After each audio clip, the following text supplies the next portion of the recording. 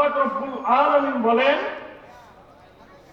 যারা ঈমান এনেছে এবং আমল সালেহ করেছে, যারা ঈমান আনবে এবং আমল সালেহ করবে, তাদেরকে আল্লাহ জান্নাতুল ফেরদাউসের মেহমান বানায় দিবে। তাদেরকে কি বানাবে? জান্নাতুল ফেরদাউসের মেহমান বানাবে। মক্কার মধ্যে কিছু কাফের মুশরিক বেঈমানেরা বলতে আরম্ভ করলো যে মুহাম্মদের হাত ধরে যারা ইসলামের বাউন্ডারির মধ্যে আসছে, ইসলামের মধ্যে প্রবেশ করেছে, তারা হলো ব্যাককল, তাদের স্বাধীন জিন্দেগিকে পরাধীন করে দিয়েছে। আপনারা বলেন, যদি কেউ ইসলামের বাউন্ডারির মধ্যে আসে, কেউ যদি মুসলমান হয়, তার জন্য কিছু বাধ্যবাধকতা আছে কিনা? আছে কিনা? মন চায় জিন্দেগি চলবে না। যারা ইসলামের বাউন্ডারির মধ্যে আসবে, ইসলামের বাউন্ডারির মধ্যে এতদিন ছিল না, তার জন্য মদ খাওয়া হারাম কেউ করেনি। যখন ইসলামের বাউন্ডারির মধ্যে আসছে, ইসলাম বলে তোমার জন্য মদ খাওয়া হারাম। ইসলামের বাউন্ডারির মধ্যে এতদিন ছিল না, তার জন্য জিনা ব্যভিচার এগুলো হারাম ছিল না। যখন ইসলামের বাউন্ডারির মধ্যে আসছে, তার জন্য জিনা ব্যভিচার সবগুলো হারাম। যখন ইসলামের বাউন্ডারির মধ্যে সে ছিল না, তখন তাকে নামাজ পড়ার জন্য কেউ বাধ্য করে নাই। যখন সে ইসলামের বাউন্ডারির মধ্যে আসছে, এখন ইসলাম বলে ইসলামের বাউন্ডারির মধ্যে যেহেতু আসছো, তোমাকে নামাজ আদায় করতে হবে, সালাত আদায় করতে হবে। তাহলে বলেন, ইসলামের বাউন্ডারির মধ্যে যারা প্রবেশ করবে, তারা কি স্বাধীন নাকি পরাধীন? বলেন, কার দিন? আল্লাহর দিন। বলেন, কার দিন? আওয়াজ করে বলেন, কার দিন? মন চাই জিন্দেগি গঠন করতে পারবে না, তাকে আল্লাহ চাহে জিন্দেগি গঠন করা না। তো কিছু কাফের মুশরিক বেঈমানরা বলে যে মুহাম্মদের হাত ধরে যারা ইসলামের মধ্যে পদার্পণ করলো, ইসলামের মধ্যে আসলো, ইসলামের ছায়াতে আশ্রয় গ্রহণ করলো, তারা হলো ব্যাককল। বলে কেন? তারা মন চাহে জিন্দেগিকে বিসর্জন দিয়ে, তারা অধীনস্থ জিন্দেগি, মন চাহে জিন্দেগিকে বিসর্জন দিয়ে তারা মানুষ, তারা মন চাহে জিন্দেগিকে বিসর্জন দিয়ে পরাধীন জিন্দেগি গ্রহণ করবে। এর জবাবে আল্লাহ পাক রব্বুল আলামিন বলেন, যারা মুহাম্মদের হাত দ্বারা ইসলামের ছায়াতলে আশ্রয় গ্রহণ করলো, তারা ব্যাককল না, তারা ব্যাককল না। যারা ইসলামের ছায়াতলে আশ্রয় গ্রহণ করলো, তাদেরকে আমি জান্নাতুল ফেরদাউসের মেহমান বানাবো। একটু জোরে বলা যাবে না সুবহানাল্লাহ? তাহলে পরাধীন জিন্দেগি গঠন করলে আল্লাহ কিসের মেহমান বানাবে? জান্নাতুল ফেরদাউসের মেহমান বানাবে। আর যদি মন চায় জিন্দেগি গঠন করেন, মন চাইলে নামাজ পড়লাম না, মন চাইলে রোজা রাখলাম না, যাকাত দিলাম না, সামর্থ্য থাকলে হজ করলাম না, কোনো কিছু করলাম না, তাহলে কি সে জান্নাতের মেহমান হবে নাকি জাহান্নামের মেহমান হবে? কিসের মেহমান হবে? জাহান্নামের মেহমান হবে। ওই কাফির মুশরিক বেঈমানদেরকে আল্লাহ জবাবে বলল যে তারা ব্যাককল নয়, তোমরা ব্যাককল। কারণ তোমরা স্বাধীন জিন্দেগি গঠন করার পরে তোমরা আলো পাইবা, জাহান্নাম পাইবা। আর তারা পরাধীন জিন্দেগি গঠন করার পর যখন পরকালে যাবে, সে অনাদি অনন্তকালের জন্য একটা আরাম আয়েশের ঠিকানা বানিয়ে নিয়েছে। ঠিক না বেশি? এজন্য আমাদেরকে পরাধীন জিন্দেগি গঠন করতে হবে। সেটা হলো আল্লাহর দিন।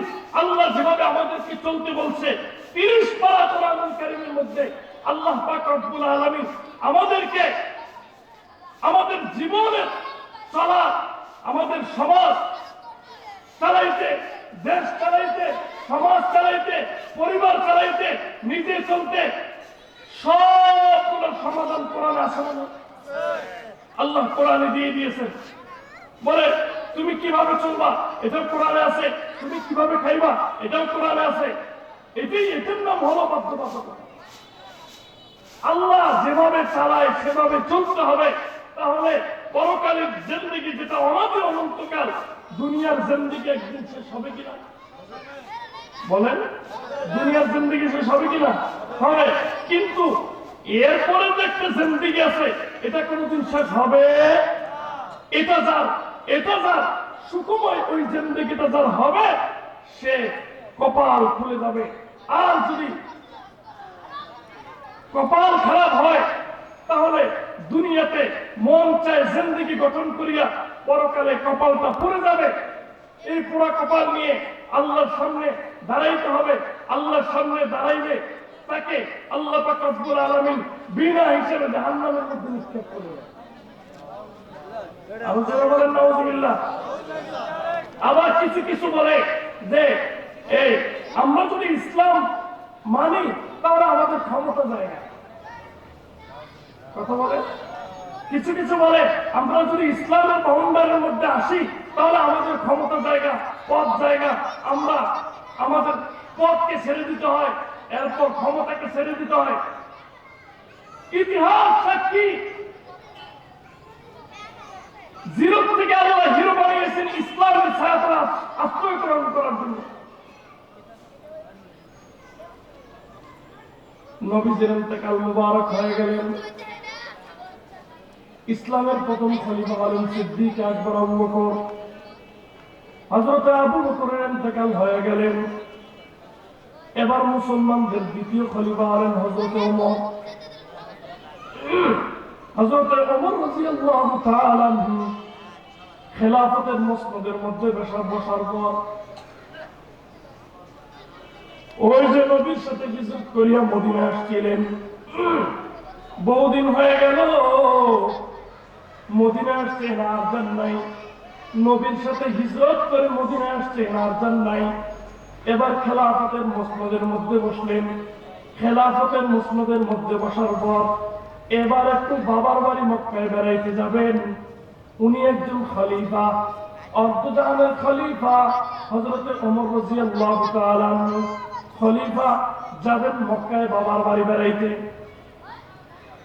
উনি একজন খলিফা হিসেবে ওনার সাথে যদি কয়েকজন থাকবে না, সাধারণ আমাদের মেম্বারের সাথে পিছনে পিছনে কয়েকজন হাঁটে কি হাঁটে না? একটু আওয়াজ করে বলেন, হাঁটে কি হাঁটে না? সাধারণ মেম্বারের সাথে যদি, চেয়ারম্যানের সাথে যদি কয়েকজন পিছনে পিছনে হাঁটে, উনি একজন খলিফাতুল মুসলিমিন, মুসলমানদের একজন খলিফা, ওনার সাথে বুঝি লোক থাকবে না? থাকবে কি থাকবে না? ওনার সাথেও কিছু লোক গেছেন। এবার গেল যাইতে যাইতে যাইতে যাইতে এক ময়দানের দিকে তাকাইয়া ওমর ফারুক রাদিয়াল্লাহু তাআলা আনহু চোখের পানি ফেলে চোখের পানি ছেড়ে দিয়েছেন। হযরত ওমর রাদিয়াল্লাহু তাআলা আনহু ওই ময়দানের দিকে তাকায় আর চোখ দিয়ে বেয়ে বেয়ে পানি পড়ে। সাথীরা জিজ্ঞেস করলেন, ইয়া আমিরুল মুমিনিন, হে আমিরুল মুমিনিন, হে আমাদের আমির, আপনি কাঁদেন কেন? আপনার চোখ দিয়ে কেন পানি বাইর হয়? আপনার তো খুশি হওয়ার কথা, আপনি আমার নেতা, আপনি আমাদের নেতা আমিরুল মুমিনিন। আপনি আসছেন বহুদিন পরে আপনার বাবার বাড়ি বেড়াইতে, আপনি কেন কান্না করেন? আপনার চোখ দিয়ে কেন পানি আসে? ওমর ফারুক রাদিয়াল্লাহু তাআলা আনহু ডাক দিয়ে বলে, ও সাথীরা রে, এই যে তাকায় দেখো, এই যে ময়দান তাকায় দেখো, এই ময়দানের মধ্যে আমি ওমর ছাগলের রাখালি করতাম। কিসের রাখালি করতাম? ছাগলের রাখালি করতাম। মাঝে মধ্যে বাড়িতে আসে আব্বা জান আমাকে 50টা ছাগল পাঠাইতো। আবার বাড়ি যখন ফিরতাম তখন আব্বার হাতে মায়ের খাইতাম। আব্বাই বলতো, তোমাকে না 50টা ছাগল নিয়ে পাঠাইলাম, তুমি 48টা ছাগল কেন আনছো? আর 2টা কোথায় হারায় গেল? এবারে প্রতিদিন মায়ের খাইতাম আর ছাগল হারায় ফেলতাম। মাঝে মাঝে আমার আব্বা ডাক দিয়ে বলতো, হে ওমর,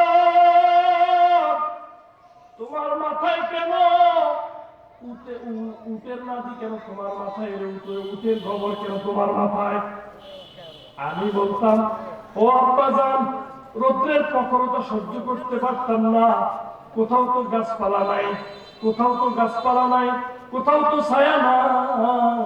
যখন রৌদ্রের প্রখরতা সহ্য করতে পারতাম না, তখন আমি উটের নিচে গিয়া, রৌদ্রের থেকে বাঁচার জন্য উটের নিচে গিয়ে বসতাম, আর উট আমার মাথার মধ্যে পায়খানা করে দিত, আর ওই পায়খানাগুলো আমি এভাবে ঝেড়ে ফেলে দিতাম, ঝেড়ে ফেলে দিতাম।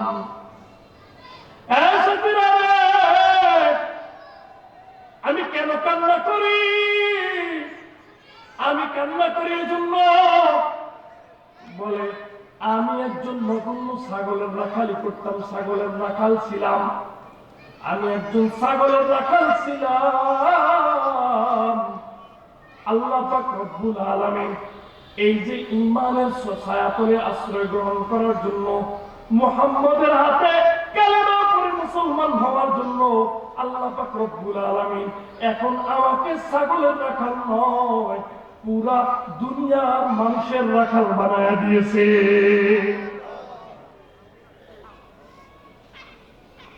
জিরো থেকে হিরো হয়ে গেল। জিরো থেকে আগে ছাগলের রাখালি করতাম, এখন আমি ছাগলের রাখালি করি না, এখন পুরা দুনিয়ার মানুষের রাখালি করি, পুরা দুনিয়ার মানুষের রাখালি করি।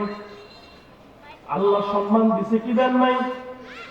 সম্মান দেওয়ার মালিক কে? এই সম্মান দেওয়ার মালিক কে? আরেকটু আওয়াজ করে বলেন কে? সম্মান দেওয়ার মালিক আল্লাহ। কুলিল্লাহুম্মা মালিকাল মুলকি তু'তিল মুলকা মান তাশা ওয়া তানজি'ুল মুলকা মিম্মান তাশা ওয়া তু'ইজ্জু মান তাশা ওয়া তুযিল্লু মান তাশা বিয়াদিকাল খায়র ইন্নাকা আলা কুল্লি শাইইন কাদির। আল্লাহ বলেন, আমি কিছু কিছু মানুষকে দুনিয়ার মধ্যে রাজত্ব দান করি, দুনিয়ার মধ্যে রাজত্ব দান করি, ক্ষমতা দান করি, চাই আবার ক্ষমতা হইয়া যেন মালিক না হয়ে যায়। ক্ষমতা হয়ে ক্ষমতা পাই